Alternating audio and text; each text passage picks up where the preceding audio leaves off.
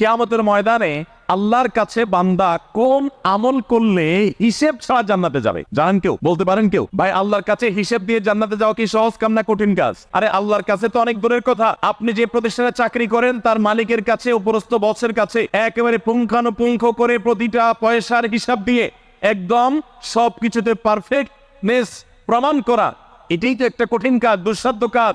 সেখানে সারা জীবনের হিসাব আল্লাহর কাছে দিয়ে পাই পাই করে তারপর আপনি জান্নাতে যাবেন, বিষয়টা এত সহজ না। তাহলে হিসেব ছাড়া আল্লাহ তাআলা এমনিতেই বলবেন হিসাব টিসাব নাই, তোমাকে এমনি জান্নাতে দিলাম, এটা চান আপনারা?